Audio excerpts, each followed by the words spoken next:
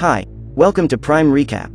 Peter Parker's true identity is revealed and the entire planet discovers that he is Spider-Man. Unable to deal with the consequences of this, Peter enlists the help of Doctor Strange, who accidentally puts the entire universe at risk.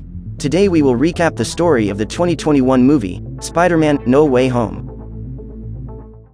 Before being defeated by Peter Parker in Spider-Man: Far From Home, Mysterio reveals the superhero's true identity, causing real chaos in his life. Michelle Jones, his girlfriend, was walking through the streets of New York when the news broke and a crowd of reporters approached to interview her. Just then, Spider-Man appears and saves the girl from that situation. After being seen all over the city, with the help of his synthetic web, he takes his girlfriend safely home. The couple enters through the bedroom window, and shortly after, May and Happy open the door. The man tells them that they broke up, and while Happy was suffering in the corners, Peter reveals to his aunt what the whole world now knows, that he is Spider-Man. At that moment several helicopters approached the building and his face was all over the news. The population was outraged because they believed Mysterio was a good superhero, and yet Spider-Man had eliminated him. Now Peter was being investigated and a warrant was issued for his arrest. To make matters worse, May, MJ and Ned, his best friend, were charged as accomplices and had to answer at large. Matt Murdock, his lawyer, reveals that the police do not have enough evidence to pursue charges. However, the boy will still have to face public opinion, which was not at all in his favor. While they are talking, someone throws a brick through the window and Matt manages to hold it back. Peter is impressed with his lawyer's skills and soon notices the note that was on the brick, which declared support for Mysterio. Apparently, it would be impossible to convince people that this man, in fact, was a great villain. After this attack, Peter and May realize that they need to move to a safe place and decide to move in with Happy until things settle down. The next day, Peter and MJ prepare to face the first day of their senior year in high school. A crowd gathers around the school. Some went to the school to declare their support for Spider-Man and others were there to intimidate him. When he finally manages to get into the building, the boy is frustrated to realize that his classmates and professors have also started treating him like a celebrity. At this moment he realizes that he will never again be treated as an ordinary guy. Later, Peter and MJ meet on the terrace. That seemed to be the only place where they could be alone without being filmed. While they were talking, Ned shows up and the trio starts talking about their college plans. Everyone planned to study at MIT, but MJ was afraid. The girl prefers not to put too many expectations on it, so as not to get frustrated. During the week, some letters arrived from other Boston universities, to which Peter had sent his resume. However, the boy was not accepted in any of them. Still, he tried to remain optimistic that he would be accepted in his first choice.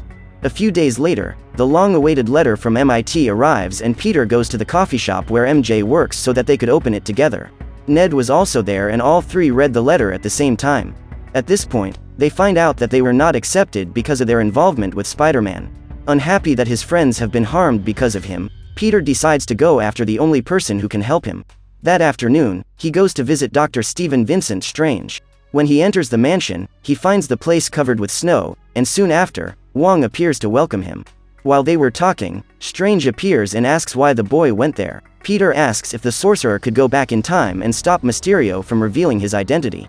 But Strange reminds him that they, along with the Avengers, have messed with the stability of space-time to resurrect millions of lives and asks if Peter really wants to do it again just because his life has gotten complicated.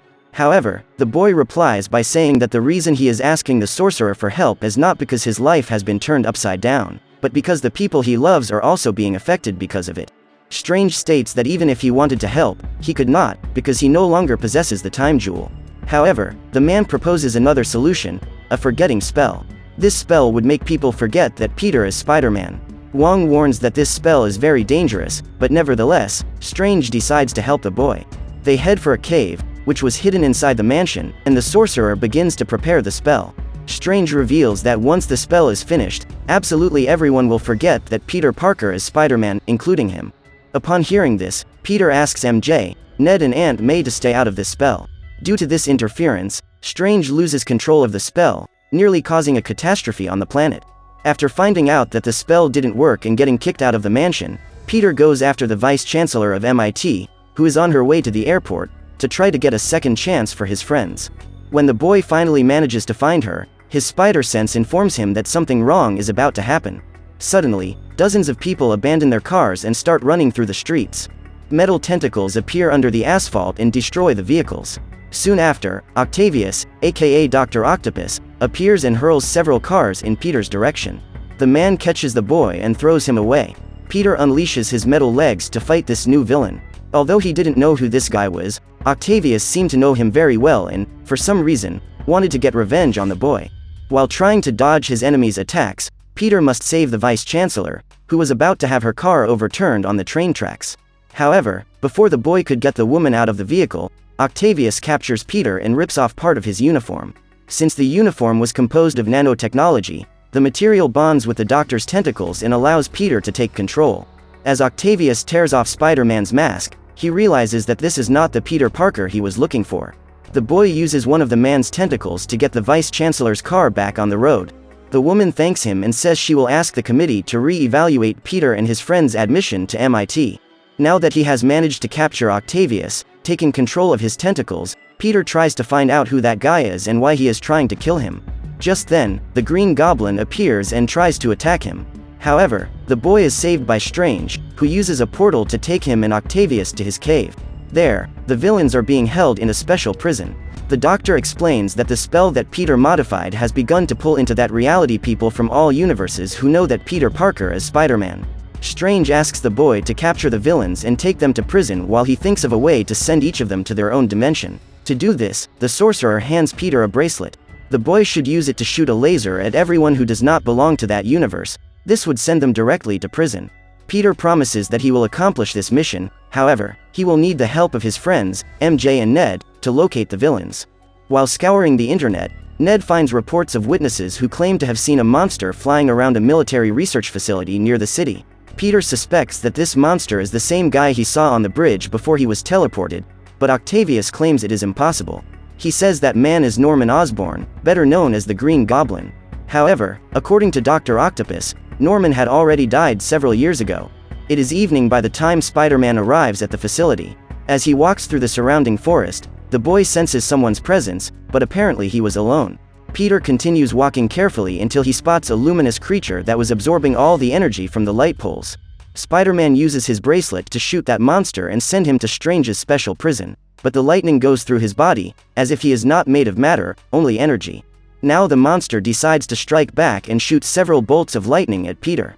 He tries to dodge it, but ends up being hit and his body is thrown far away. When the creature launches its final attack, a terrifying sand mountain appears and forms a barrier to protect it.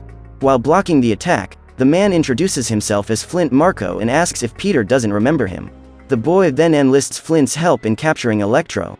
The Sandman forms a tornado around the villain, and Peter uses his web to break the power cables and stop the creature from charging. In this way, Electro is weakened and manages to recover his human body. Spider-Man explains that they were sent to another universe and Max tells him that he really felt that the energy of that place was different. But Peter interrupts the conversation and sends Max to prison. Flint becomes suspicious, believing that the man had been killed. He then tries to attack Peter, however, the boy manages to send him into the dungeon as well. While in prison, Max meets Dr. Kurt Connors. The giant reptile was actually a brilliant scientist who deliberately transformed his own body into a lizard in order to obtain the same regenerative ability as the animal. The next morning, Peter receives a call from his Aunt May, who informs him that one of the guys he has been looking for has shown up at his work. The boy goes there immediately and is completely scared. His biggest fear is that someone he loves will be hurt by one of those monsters. When he reaches the kitchen, he is surprised to find May and Norman sitting down, chatting amiably. Still suspicious, the boy listens to the man's plea for help. He says he didn't know where else to go because there was someone living in his house. His company, Oscorp, doesn't exist in that world, and neither does his son. Norman also tells that he has a split personality, and when the Green Goblin takes over his body, he cannot control his own actions. Seeing the man's physical and mental state, May asks her nephew to help him. Peter says that this is not his problem, but the woman says that it is the boy's responsibility to help people. However, Peter still believes that the best he can do for those guys is to send them back to where they came from. May then decides to take them to Strange's mansion. Upon entering the dungeon, Norman is surprised to find his old acquaintance, Octavius.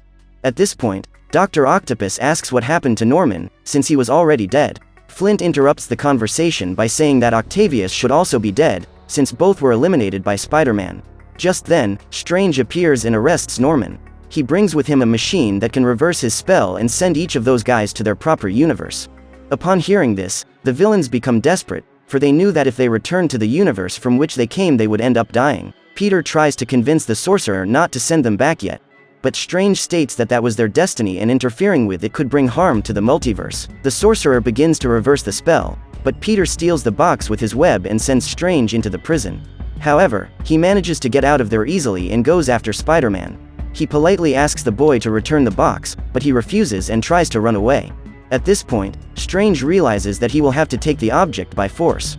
After separating Peter's soul from his physical form, the sorcerer tries to take the box, but still the boy was able to move and prevent the sorcerer from taking the object from his hands.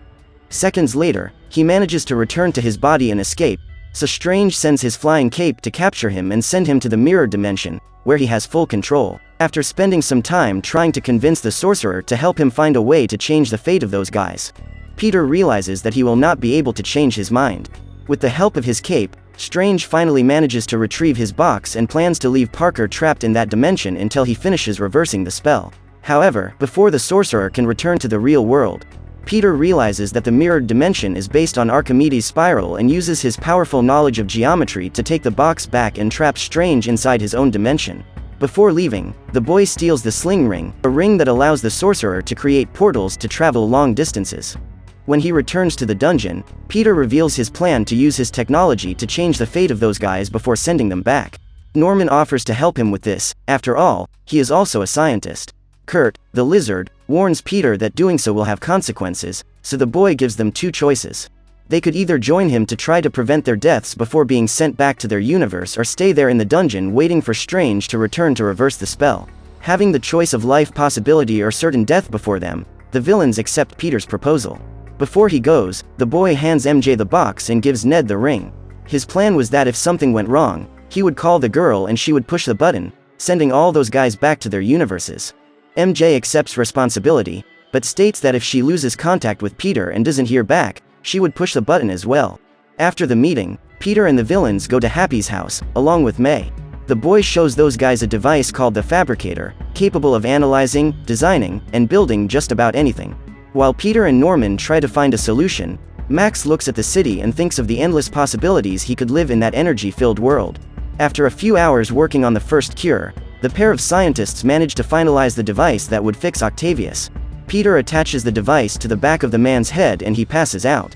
When he wakes up, he is no longer that spiteful being and regains control of his tentacles. From now on, he would no longer have to worry about being killed by Spider-Man, as he no longer intended to fight him. After thanking Peter, he offers to help him create the other devices.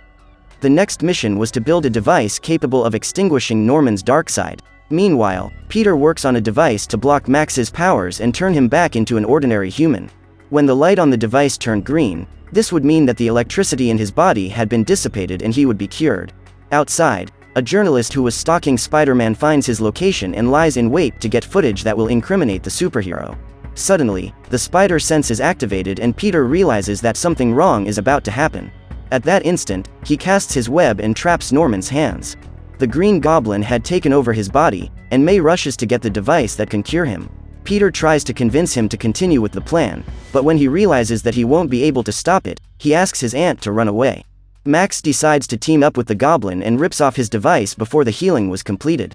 He then destroys the Fabricator and steals his power core. Since Octavius was still at Peter's side, Max attacks him and the reporters manage to capture the footage. While Peter is fighting the Green Goblin, helicopters approach the building and May escapes down the stairs. When the boy manages to escape out of the building, the lizard appears and throws him back into the Goblin's arms. With the force of its blows, the floor is destroyed and they fall right in front of May. The woman injects the liquid they made, in an attempt to eliminate the Green Goblin and make it so that only Norman has control of that body, but the cure didn't work. Peter asks his aunt to run away, but the woman cannot leave him alone to die. So she takes an object to attack the man.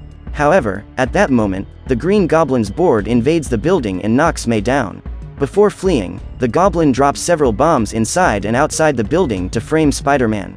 Minutes later, May gets up and hugs Peter. The boy is relieved to realize that his aunt is alive.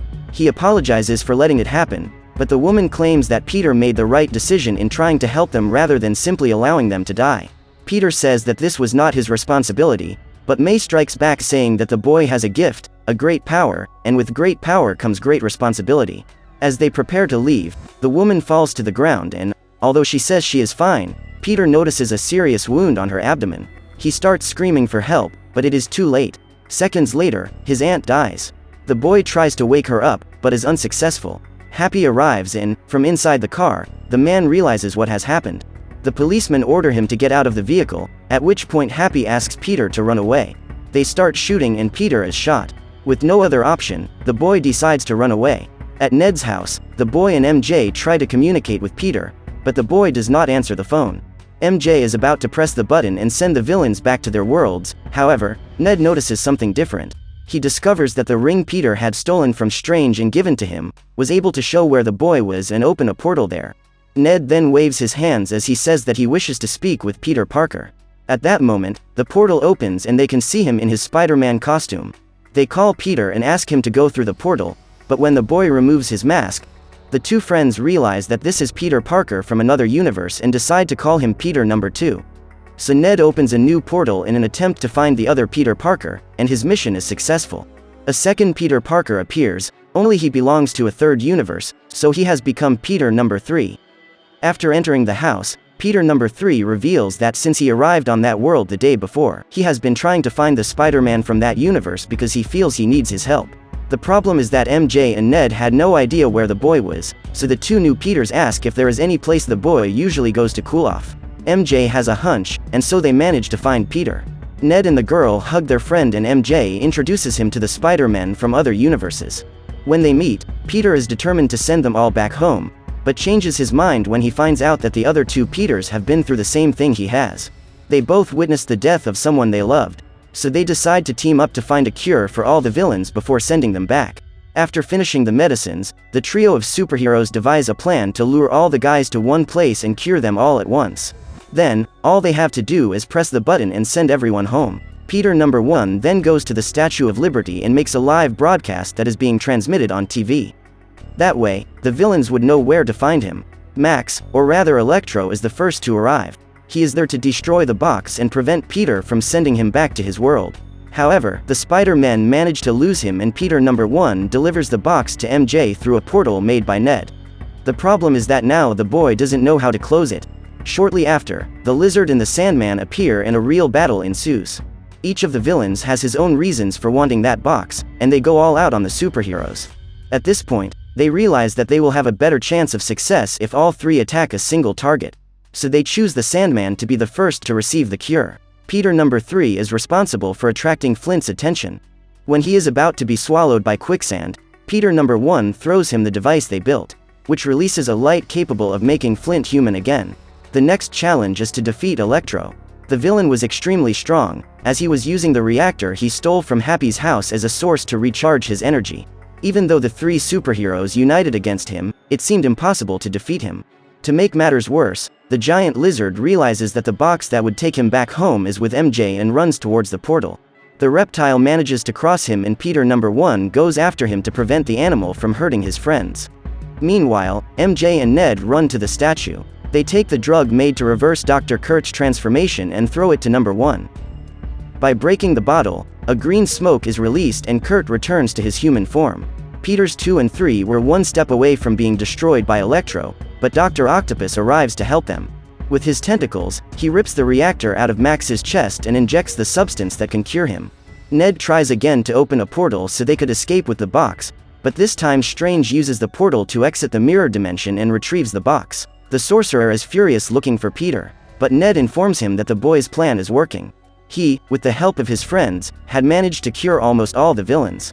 Except the Green Goblin, who soon shows up to break up the party. He steals Strange's box and tries to escape, but when the sorcerer manages to retrieve it, he discovers that the goblin has planted a bomb inside.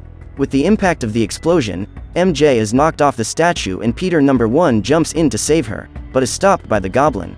However, before the young woman reaches the ground and suffers an immediate death, Peter number 2 manages to save her. With the girl in his arms, the boy is moved to remember that he was not able to do the same for Gwen, his girlfriend. With the explosion, Strange's spell that was trapped in the box dissipated, causing absolutely everyone in every universe who knows Spider-Man's true identity to be sent to that reality. Peter number 1 and the Goblin face each other in a final duel. The boy directs all his hatred toward him and confesses that he plans to kill him. Peters 2 and 3 watch from afar and realize that if it continued that way, Peter number 1 would be corrupted by anger and go from superhero to killer. After receiving dozens of punches, the man falls to the ground as he no longer has the strength to fight. At that moment, Peter grabs his board and uses it to deliver the fatal blow. However, Peter number 3 shows up and tries to stop him. As the boy holds the board, he is stabbed in the back. Even though Peter has every reason to kill the goblin, he does not do so. Instead, he decides to heal him and then goes to check on his friend's condition. Seeing that Peter number 3 is fine, Peter number 1 goes to meet Strange to try to help him. The sorcerer informs him that all the universes were collapsing because of him. So, the boy asks Strange to make the whole world forget who Peter Parker is. This means that not even the people who loved him would have memories of him. It would be as if Peter never existed. Still, he decides to accept this burden to save the universe. But before the spell is cast, the sorcerer gives him a few minutes to say goodbye. Peter number 1 runs to say goodbye to his new friends and thanks them for their help. He then goes after Ned and MJ. When he finds them, the boy tells them about the new spell and informs them that the entire universe will forget about him. However, Peter promises that he will go after Ned and MJ and make them remember everything they have been through together. The couple kiss goodbye and the spell begins. All the intruders are sent back to their worlds and Peter leaves before falling into oblivion. A few weeks later, the boy walks through the snow-covered streets while rehearsing what he will say to MJ the moment he meets her. He walks into the coffee shop where the girl works and orders a coffee. His friend, Ned, is also there and Peter finds out that both he and MJ have been accepted on MIT. Seeing their happiness and knowing that the lives of the people the boy loves most were going well without him, Peter decides not to intrude and leaves without telling the truth. Later, he goes to visit his aunt's grave and meets Happy. The man is happy to meet him. Peter then rents a small apartment in New York and tries to get on with his life, never forgetting his Aunt May's words. Although no one else knows him, he knows he has great powers, and great powers come with great responsibilities. So what did you think of this movie? Leave it in the comments below. And if you liked the video, please like and subscribe for more movie recaps. See you next time.